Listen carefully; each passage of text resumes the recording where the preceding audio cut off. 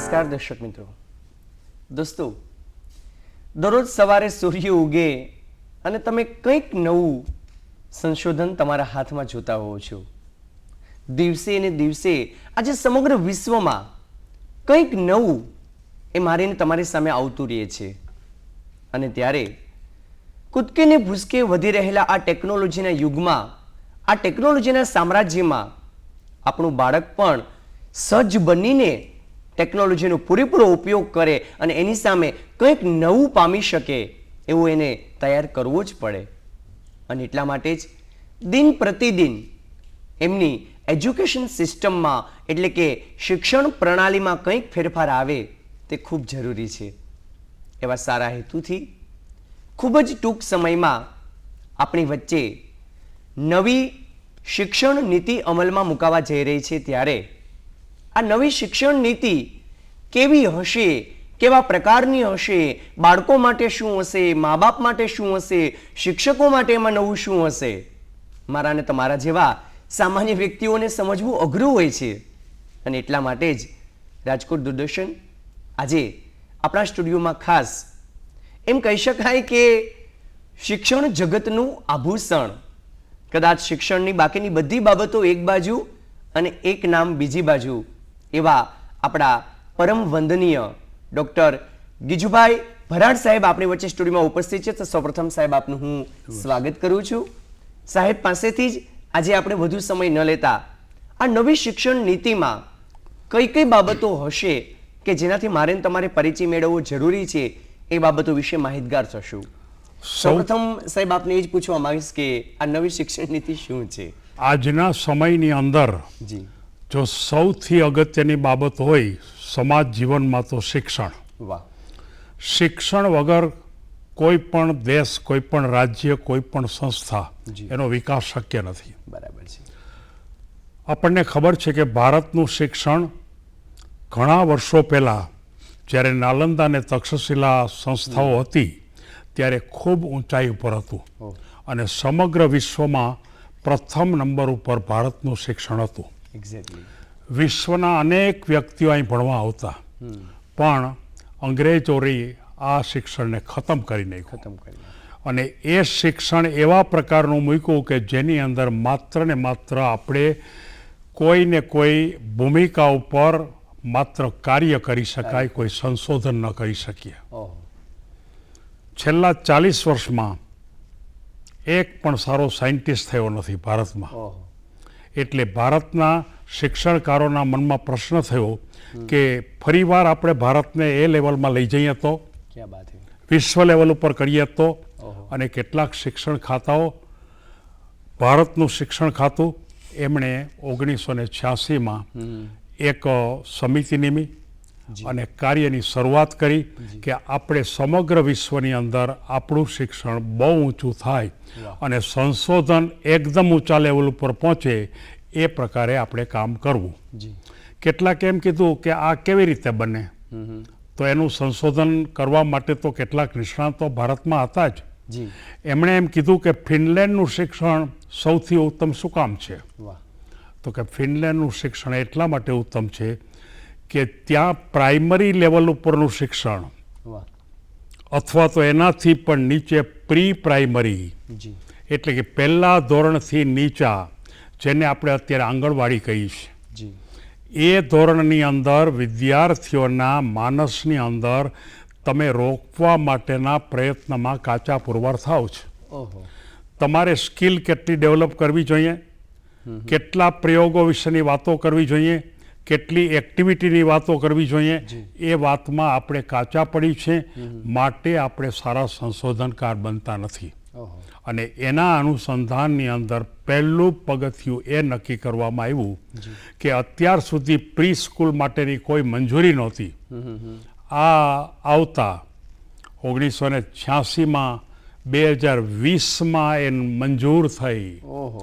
34 વર્ષનો ગાળો ખૂબ મહેનત કરી, શિક્ષણકારોએ ખૂબ મહેનત કરી, ક્યાં બાત હે. પણ ધીમી ગતિ હતી.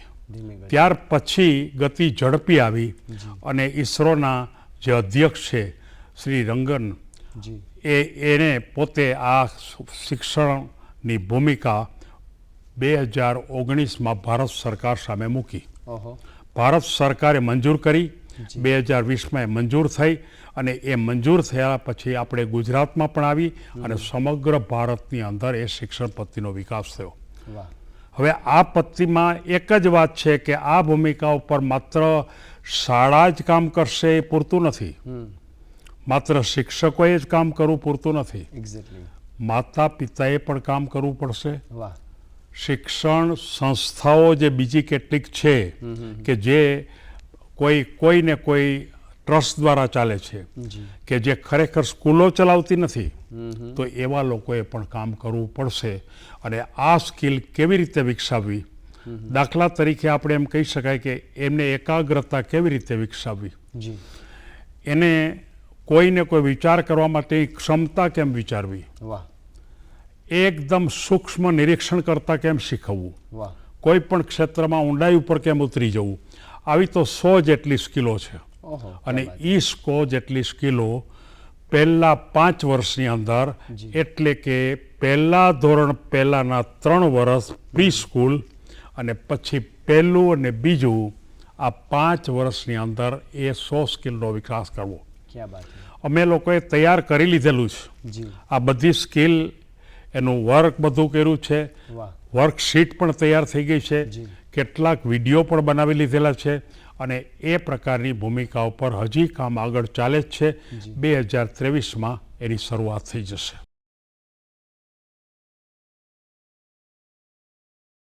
આપણા માટે ખાસ તો વધારે ગૌરવ અને આજે વધારે માહિતી મળવાની એ એટલા માટે વાત કે સાહેબ ખુદ એ ટાસ્ક ફોર્સમાં છે અને નવી શિક્ષણ નીતિ માટેના ખૂબ સારા પ્રયત્નો સાહેબ પણ કરી રહ્યા છે.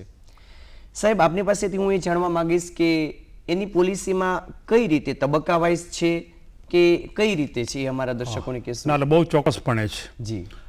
શરૂઆતની અંદર પ્રાથમિક શાળાની ભૂમિકા, જી. એટલે કે જેને 5 વર્ષ તરીકે ગણ્યા, ઓકે. 3 વર્ષ જે પ્રી સ્કૂલ, જી. જેને આપણે આંગણવાડી કહી છે, એટલે પણ ત્રણેય. આંગણવાડીનું સ્તર આપણે એટલું ઊંચું નથી. આપણે એને ઊંચું લઈ જવા માટેના પ્રયત્નો કરવામાં આવશે. જી. કેવી રીતે કરવામાં આવશે એનું પણ આયોજન થઈ ચૂક્યું છે. બરાબર. અને એ ઉપરાંત પહેલું ને બીજું એ 5 વર્ષનો ગાળો, જેને પહેલો ગાળો કહેવામાં આવે છે. બરાબર. ત્યાર પછીનો બીજો ગાળો કે જેની અંદર 3જું ધોરણ, 4થું અને 5મું. ત્યાર પછીનો ત્રીજો ગાળો 6, 7 અને 8, અને ત્યાર પછીનો ચોથો ગાળો 9, 10, 11 ને 12. બરાબર છે. અને ત્યાર પછી કોલેજની વાત. કોલેજની વાત. આપણે હમણાં કોલેજની વાત ન કરીએ, આપણે પહેલા વિચાર કરીએ કે આ 5નો જે ગાળો છે એ 5ના ગાળાની શરૂઆત હમણાં જ થવાની છે. એટલે એને માટે બધા જ શિક્ષણ સંસ્થાઓએ શું કરવું અત્યારે, વિદ્યાર્થીઓએ શું કરવું, શિક્ષકોએ શું કરવું અને વાલીએ શું ધ્યાન રાખવું, એની વાત આપણે જો કરશું તો આપણો આજનો જે આ આયોજન છે એ વધારે ઉત્તમ બની શકશે. એટલે આપણે એના માટે શું વિચારી શકાય એવા કોઈ પ્રશ્નના અનુસંધાનમાં આપણે વિચારીએ. જી જી, બહુ સરસ વાત કરી સાહેબે કે જેની શરૂઆત હમણાં થવાની છે, એનાથી સૌપ્રથમ બધા માહિતગાર હોઈએ તો એના ઉપર વધારે થઈ શકે. જી સાહેબ, તો આપને હું એ જ પ્રશ્ન પૂછવા માંગીશ કે શરૂઆતમાં જે પ્રથમ 5 વર્ષમાંનો જે ગાળો છે તો એમાં અભ્યાસક્રમ કયા પ્રકારનો રાખવા માંગે છે? સૌથી પહેલા એમાં કોઈ ટેક્સ્ટ બુક નહીં હોય. વાહ, ક્યાં બાત છે. અને લગભગ 2/3 સમયનો ગાળો એ ગ્રાઉન્ડમાં આપવાનો અને 1/3નો ગાળો એ સ્કૂલની અંદર આપવાનો. ક્યાં બાત છે. એટલે કે મોટા ભાગનો ગાળો ગ્રાઉન્ડમાં જ શીખવાડવાનો. એટલે કે રમત ગમત, પ્રવૃત્તિલક્ષી જ્ઞાન, પ્રવૃત્તિલક્ષી, એના ઉપરના કામકાજ, એનું કોન્સન્ટ્રેશન પણ ગ્રાઉન્ડના ફોર્મમાં જ હોય. એટલે આપણે પ્રશ્ન એ આવશે કે એવી સ્કૂલોનું કામ કરવું પડશે કે જ્યાં ગ્રાઉન્ડ ખૂબ સારું હોય. જી જી જી. કોઈ પાઠ્યપુસ્તક નહીં, બરાબર. કોઈ પણ પ્રકારનું રેડીમેડ કોઈ મટીરિયલ પણ નહીં. ઓકે. માત્ર ને માત્ર સ્કિલ શીખવાડવા માટેના સંદર્ભો આપણે તૈયાર કરવાના અને એ સંદર્ભો ઉપરથી આપણે એને કામ કરવાનું. અને આ એનો પહેલો તબક્કો છે. બરાબર. અને એ તબક્કો બહુ અઘરો તબક્કો છે. સામાન્ય કોઈ શિક્ષકોનું કામ પણ નથી. જી. એટલે કે એ શિક્ષકોને તૈયાર કરવા પડશે શિક્ષકો સજ્જ કે કરવા ભાઈ પડશે. તમારે કોઈને કોન્સન્ટ્રેટ કરતો હોય, એકાગ્રતા બનાવવું હોય તો શું કરવું. જી. કોઈ ગણિતના દાખલા શીખવાડી દઈએ, વિજ્ઞાનનો પાઠ ભણાવી દઈએ, પણ કોઈને એકાગ્ર બનાવવું હોય તો શું કરવું એ શીખવાડવા માટે એને તાલીમ આપવું પડે. ઓહો. કારણ કે એ પોતે એકાગ્ર નથી. જી. તો એ ભૂમિકા ઉપર શિક્ષકો માટેની તાલીમનું પણ મહત્વ અત્યારે હમણાંથી જ શરૂ કરવામાં આવશે. ઓહો. એટલે આ પહેલો તબક્કો. પહેલો તબક્કો. સર, આ પહેલા તબક્કામાં ખાસ મારે પૂછવાનું એ રહેશે કે એ પહેલા તબક્કામાં કેવા પ્રકારની શાળાઓ અને કેવા પ્રકારનું વાતાવરણ ક્રિએટ કરવું પડશે? પહેલો તો પ્રશ્ન એ આવશે કે આગળના 3 વર્ષ છે ને મૂકવા ક્યાં? જી. ચાલુ પ્રાથમિક શાળા છે એમાં જ મૂકવા, જી. કે અત્યારે જે લોકો આંગણવાડીમાં ભણે છે જુદી રીતે ત્યાં મૂકવા? એનો નિર્ણય કરવા માટે સરકારે બહુ વિચાર કરવો પડશે. જી. કારણ કે એમાં ખર્ચનો પણ પ્રશ્ન આવે, વ્યવસ્થાનો પણ પ્રશ્ન આવે, જી. નવા બિલ્ડિંગો પણ બનાવવા પડે. એટલે કે એ પ્રકારની ભૂમિકા ઉપર કામ કરવામાં આવે. શું નિર્ણય લઈએ તો અત્યારે કહી શકાય એવું નથી, પણ એટલું ચોક્કસ છે કે એને સઘન બનાવવું, એકદમ સારામાં સારું બનાવવું, એના માટેના તમામ પ્રયત્નો ભારત સરકાર દ્વારા અને ગુજરાત સરકાર દ્વારા બહુ ચોકસાઈપૂર્વક થઈ રહ્યા છે અને અમે એને બહુ નજીકથી જોઈએ છીએ. સાહેબ, આપને એ પૂછવા માંગીશ ખાસ કે આ નવી શિક્ષણ પદ્ધતિમાં બાળકો માટે કેટલું સપોર્ટિવ રહેશે? અત્યારના બાળકો જે પદ્ધતિમાં ભણી રહ્યા છે, આપ તો લગભગ છેલ્લા 4 દાયકાથી એટલે જૂની પણ પદ્ધતિ ભણાવી ચૂક્યા છો. આપના અંડરમાં અનેક સિલેબસ બદલાઈ ચૂક્યા હશે, અનેક સિસ્ટમ બદલાઈ ચૂકી હશે. તો અત્યાર સુધીની તરાહ અને હવેની તરાહ એને તમે કઈ રીતે આખી જોખો છો? ખરેખર જૂની તરહને યાદ ન કરીએ ને તો જ સારું છે. બરાબર. કારણ કે એ એટલી ખરાબ પદ્ધતિ હતી જી. જી. કે જેની અંદર વિદ્યાર્થીઓની કોઈ શક્તિને બહાર કાઢવામાં આવતી નહોતી. ઓહો. માત્ર બહારથી શક્તિઓ મૂકવામાં આવતી. ઇનપુટ કરી દઈએ. ગોખણિયું શિક્ષણ, માર્કનું શિક્ષણ, જી. કોઈને કોઈ રીતે સમજ પડી કે નથી પડી એની સાથે કોઈ સંબંધ નહીં. મોટા મોટા પાઠ્યપુસ્તકનો જાડા થોથા, અને આ બધી પદ્ધતિ માત્ર ને માત્ર આપણને અંગ્રેજ ગવર્મેન્ટ દ્વારા મેકોલોએ આપણને આપી. શું કામ આપી એની અત્યારે ચર્ચા કરવાનો કોઈ અર્થ નથી, પણ આપણે જેટલી વહેલી એને રવાના કરી દઈએ એટલું એ આપણા માટે ફાયદારૂપ છે. અને સરકારે જાગૃતિ મેળવી છે, ભલે મોડી મોડી, હા. પણ આખરે એ જાગૃતિનું પરિણામ આવશે, ચોક્કસપણે આવશે. અને આપણે બતાવી શકીએ આ શિક્ષણ પદ્ધતિનો મહત્વનો ખ્યાલ માત્ર ને માત્ર ગણિત અને વિજ્ઞાન ઉપર વધારે કામ કરવું. વાહ, બહુ સરસ. કારણ કે ગણિત, વિજ્ઞાન, ભાષા આ 3 બાબત ઉપર વધારેમાં વધારે ભાગ કરવો. અને આ શિક્ષણની અંદર મોટે ભાગે 3 માધ્યમની ભૂમિકા, એટલે કે માતૃભાષા, જી. પ્રાંતીય ભાષા, પ્રાંતીય ભાષા એટલે સ્થાનિક ભાષા, સ્થાનિક ભાષા, અને પ્રાદેશિક ત્રીજું ભાષા. રાષ્ટ્રભાષા. ક્યાં બાત હે. અંગ્રેજી એક સબ્જેક્ટ તરીકે લઈ શકે. વાહ. માધ્યમની ભૂમિકાને પહેલા 5 વર્ષમાં લેશ માત્ર સ્થાન આપવામાં આવ્યું નથી. વાહ. અને એ વાત બહુ ચોક્કસપણે સાચી છે, કારણ કે વિશ્વના મોટા મોટા સાયન્ટિસ્ટો પોતાની માતૃભાષામાં જ એણે પહેલાં શરૂઆતના વર્ષો ગાળ્યા છે. ક્યાં બાત હે. એટલે આ જે હું વર્ષોથી આ એ વાતને કહેતો, અને એ વાત જ્યારે અત્યારે આવી છે ત્યારે મને પોતાને ખૂબ ગમે છે. આનંદ થાય છે. મને અને એ રીતે આની શરૂઆત થશે. માતૃભાષા આપણે ગુજરાતીની જો વાત કરીએ તો આજે સાચું ગુજરાતી બોલતા નથી કોઈ, ઓકે. સાચું ગુજરાતી લખતા આવડતું નથી. જી. કારણ કે આપણને ચારે બાજુએથી દબાણ છે માર્કનું, અને એ માર્કને કારણે આજે તમે વિચાર કરો કે ગણિતમાં 4 લાખ વિદ્યાર્થીઓ નાપાસ થાય, ઓહો. ભાષાની અંદર 2 થી 2.5 લાખ વિદ્યાર્થીઓ નાપાસ થાય, ત્યારે એનો અર્થ એ થયો કે આ શિક્ષણ નીતિ જલ્દી વહેલી આવે ને તો આ પ્રશ્નમાંથી આપણે બહાર નીકળી જઈએ. હવે પહેલાં જૂની પદ્ધતિને ખંખોળવા જેવું નથી, એ જવા જ દો. પણ એક વાત ચોક્કસ છે કે ઋષિ સંસ્કૃતિની અંદર જે શિક્ષણની પદ્ધતિ હતી અને જેના ઉપર આપણી આખી વસ્તુ નભી હતી, એ વખતે ઊંચા પ્રકારના કેટલાય સાયન્ટિસ્ટો બનતા, મોટે મોટા બિલ્ડિંગોમાં એક એક વિષય ભણાવવામાં આવતો. વિજ્ઞાનનું સંશોધન ક્યાં પહોંચ્યું તો આપણને કલ્પના નથી. અત્યારે ઇલેક્ટ્રોનિક્સની શોધ થઈ છે, ઇલેક્ટ્રોનિક્સ આપણે ગણી છીએ, એ વાત આપણે ભારતની અંદર વર્ષો પહેલાં વર્ષો હતી, પહેલા આવી ગઈ હતી. ચાલી ગઈ. એ ફરી લાવવાની છે, અને ફરી લાવવા માટે આપણને કોઈ તકલીફ નથી. આજે હું તમને એક જ વાત બતાવું, આમ તો કલાકો સુધી વાત કરી શકાય એવી વાત છે, પણ એક જ વાત કરું કે કાવેરી નદી ઉપરનો બંધ બાંધ્યો. જી. કોણે બાંધ્યો? વિદ્યાર્થીઓએ. ઓહો. કાવેરી નદી ઉપરનો બંધ બાંધવો એ બહુ સહેલી વાત નથી, કારણ કે એનો પ્રવાહ એટલો ઝડપી છે જી. કે બંધ ટકે જ નહીં. ઓહો. હવે એ બંધની ડિઝાઇન કેવી રીતે કરવી, તો એ વિદ્યાર્થીઓએ પોતે, કારણ કે અહીંયા જે કાવેરી વિભાગમાં જે છે કર્ણાટકમાં, જી. તો ત્યાં જે હતું એ માત્ર ને માત્ર બંધ ઉપર જ કામ થતું. ઓહો. ભારતની અંદર આ એક મોટા મોટી સારી સિસ્ટમ હતી કે કોઈ પંજાબની અંદર કોઈ એક ભાગ હોય તો ત્યાં એક ચોક્કસ પ્રકારની કેમિકલ પત્તી ઉપર જ કામ થાય. ઓકે.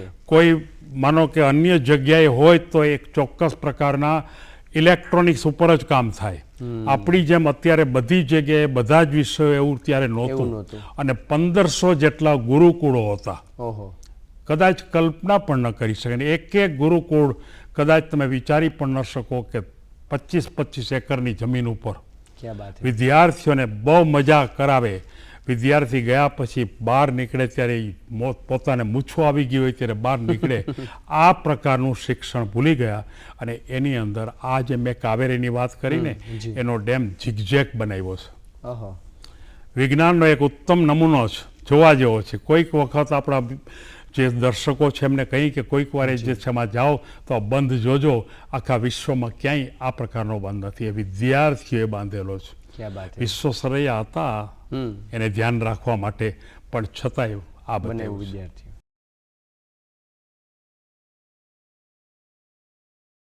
એમ કહી શકાય કે સ્કિલ બેઝ વિદ્યાર્થી તૈયાર થાય એ સૌથી વધુ અગત્યનું છે. Skill base. કુખોણિયું જ્ઞાન અને પાકું કરી લે એ નહીં. જી. તો સાહેબ એ જ બાબતના અનુસંધાનમાં હું જઈશ કે તો મૂલ્યાંકન પદ્ધતિ કેવી હશે? હા, એક્ઝેક્ટલી. અત્યારે મૂલ્યાંકન પદ્ધતિની અંદર આપણને બરોબર સારી રીતે ખબર છે જી. કે કોઈ ચોક્કસ પ્રકારની ટેક્સ્ટબુક હોય, એ ટેક્સ્ટબુકની અંદર લખેલી બાબતો લીટીથી લીટી, શબ્દથી શબ્દ લખે ત્યારે માર્ક આપે છે. જી. આવો અર્થઘટન કોઈ યુનિવર્સિટી કર્યો નથી. ઓહો. આવો અર્થઘટન કોઈ બોર્ડે પણ કર્યો નથી. પણ જાણે અજાણે આ ડેવલપ થઈ ગયું. સિસ્ટમ બની ગઈ હવે એને કારણે મોટાભાગના વિદ્યાર્થીઓ ગોખણિયા થઈ ગયા માર્ક્સ માટે. માર્ક લાવવા માટે. માર્ક ને માર્ક. જે લોકો માર્કની વિરુદ્ધમાં છે એવી વ્યક્તિઓને કોઈ વાલીઓ સ્વીકારતા નથી. ઓહો. સાચું શિક્ષણ કેવું કહી શકાય એ વાત જ્યારે કરી છે ત્યારે ખબર પડે. સાચો મનુષ્ય, ચારિત્રની ભૂમિકા, ઉત્તમ પ્રકારની સ્કિલની આવડત, તમારામાં બૌદ્ધિક તાકાત બહુ મોટી, આ શિક્ષણને કોઈ સમજતું જ નથી. જી. અને આ શિક્ષણની ભૂમિકા ઉપર હવે કરવું જ પડશે. 100%. અને આ શિક્ષણ ઉપર ઉત્તમ પ્રકારના બહુ મોટા મોટા કોર્સ પણ નીકળી ગયા. ક્યાં બાત. અત્યારના કોર્સ કરતાં હવે પછીના જે કોર્સ આવશે જી. એ કદાચ અડધા કરતાં પણ ઓછા આવશે. ક્યાં બાત હે. પ્રાયોગિક બાબત ઉપર, પ્રેક્ટિકલ, માત્ર પ્રયોગ, અને એ પણ અનુભવલક્ષી શિક્ષણ. તમે અનુભવ શું કર્યું કે એક મકાન બાંધવું છે તે ઈંટની સાઇઝ કેટલી, તો આમાં કેટલી ઈંટ જોઈએ પહેલેથી ખબર હોવી જોઈએ. ઓકે. આ અનુભવ. ક્યાં બાત હે. આ જ પ્રકારની તમામ ભૂમિકા, દાખલા તરીકે કેટલી અંદર કોઈ આપણે મૂકવાની હોય લાદી, જી. તો તમે આની અંદર કેટલી લાદી જોશે, ક્યાં કાપવી પડશે, એની પહેલેથી જ ડિઝાઇન થઈ જાય. આ લોકો કરતા જ હતા. અને હવે આપણે એ જ પ્રકારની ભૂમિકા પર જશું, એનાથી આગળ જશું. જી. શું કામે? એ વખતે ટેકનોલોજીમાં અત્યારની મોડર્ન ટેકનોલોજીનું પ્રમાણ ઓછું હતું. નહોતું. હવે આપણે એનો ઉપયોગ કરી શકીએ. અત્યારે મોડર્ન ટેકનોલોજી એટલે nano technology, biotechnology, genetics technology, space technology, અને આ ટેકનોલોજીની સાથે સ્કિલ, આવડત અને એક્ટિવિટી, આ જો આપણે ઉમેરો કરીએ તો છોકરો એટલો બધો તાકાતવાળો થશે કે કદાચ અત્યારના એક પણ શિક્ષક ચાલશે નહીં. બધાય શિક્ષકોએ છૂટું થવું પડશે અને કાં ફરીવાર નવેસરથી એને શીખવું પડશે, અપડેટ થવું જ પડશે. અપગ્રેડ થવું પડશે. એટલે અત્યારે જૂનું શિક્ષણ લાંબુ હાલે એવી વાત નથી. જી. એકનું એક તમે 20 વર્ષ ભણાવી રાખો એ ચાલે એમ નથી. જી. દર વર્ષે નવું આ શિક્ષણ પદ્ધતિનો ભાગ છે. સાહેબ, આપણે ખાસ હું એ પૂછવા માંગીશ કે આપણી પાસે બે પ્રકારના વિદ્યાર્થી, આમ તો મારી દ્રષ્ટિએ કોઈ બાળક હોશિયાર નથી હોતું ને કોઈ ક્યારેય ઠોઠ નથી હોતો. એને જેવું વાતાવરણ પૂરું પાડીએ છીએ એવું એ બને છે. છતાં પણ આપના અનુભવ પ્રમાણે બાળકોને કેવો સપોર્ટ મળશે અને કેવી રીતે તૈયાર થશે? એમાં એવું બનશે જી કે પાયાની ભૂમિકા ઉપરનું શિક્ષણ આવશે, પાયાની ભૂમિકા ઉપરનું. જી એટલે કોઈ વિદ્યાર્થી નબળો નહીં ગણાય, કોઈ વિદ્યાર્થી હોશિયાર નહીં બને. બહુ સરસ. પાયાની ભૂમિકા. દાખલા તરીકે એક સાદી વાત કરું કે ભૂમિતિ શીખવાડતી વખતે આપણે ત્રિકોણની વાત કરી છે. જી હું તમને ગેરંટેડ કહું છું કે અત્યારના શિક્ષકોને ખરેખર જો પૂછવામાં આવે કે ત્રિકોણ એટલે શું, એટલે એ સમજાવી ન શકે. ત્રિકોણની વ્યાખ્યા એને પૂરેપૂરી આવડતી જ નથી. પ્રમેયો બહુ હાઈ ક્લાસ ભણાવી દઈએ, જી પાકું કરાવી દઈએ. બહુ કરાવી દઈએ, પણ ત્રિકોણ અને ત્રિકોણી પથ ઓહો, પ્રદેશ પ્રદેશ. એ એને ખબર નથી. એટલે કે પાયામાંથી બતાવવામાં આવે આ ગણિતની અંદર સરવાળો બાદબાકી શું કામ, જી કેવી રીતે કરવા. આપણા સૌથી પહેલાં તો આપણા એકડા જ ખોટા છે. ઓહો, કેવી રીતે ખોટા છે? આપણને ખબર છે કે 21 ને 22 ને 23, 71, 72, 73, 81, 82 બધાયના ટોન જુદા. અત્યારે તમે વિચાર કરો કે વિદ્યાર્થી માત્ર 100 એકડા શીખી લે ને એટલે એની શક્તિ તમામ ખલાસ. એને નવા એકડા અમે મૂક્યા છે 21, 22, 23, 24, 25. ઓહો, 71, 72, 73, 81, 82. આમાં કંઈ નવું નથી, નવું નથી. પણ હાજી માત્ર ને માત્ર 2 કલાકમાં એ 100 એકડા શીખી જાય. ઓહો, આ ભૂમિકા ઉપરની વાત છે. જી જી. જોયું દર્શક મિત્રો, સૌપ્રથમ તો સાહેબની 82 વર્ષની ઉંમર છતાંય મને મારા ને તમારા જેવા નવયુવાનને શરમાવે એવું જોમ અને એવો ઉત્સાહ કે નવી શિક્ષણ નીતિમાં મારે કંઈક એવું આપવું છે કે પેઢીઓ સુધી આપણી જૂની પરંપરા હતી એ પરંપરા ફરી એકવાર ઉજાગર થાય અને ફરી એકવાર લોકો અહીં ભારત ભણવા માટે આવે અને આપણા બાળકો શ્રેષ્ઠ વૈજ્ઞાનિકો, શ્રેષ્ઠ એન્જિનિયરો તૈયાર થાય અને વિકાસશીલ બાળક આપણા તૈયાર થાય. તો દર્શક મિત્રો, આજે ખૂબ સરસ રીતે સાહેબે આપણે નવી શિક્ષણ નીતિ, બહુ નાનકડી વાત પણ અંદરના ઉત્સાહ સાથેની વાત કરી. આશા રાખીએ કે ખૂબ ગંભીરતાપૂર્વક આ વાતને ધ્યાનમાં લઈ અને બધા જ આપણે એમનું પાલન કરીએ તો આપણો દેશ જે આજે છે એના કરતાં ખરેખર કંઈક વધારે ઉત્સાહવાળો અને સ્કિલ બેઝ ઉપર આપણો દેશ અને આપણા યુવાનો તૈયાર થશે. ફરી મળીશું આવા જ કાર્યક્રમ સાથે. રજા આપશો. નમસ્કાર.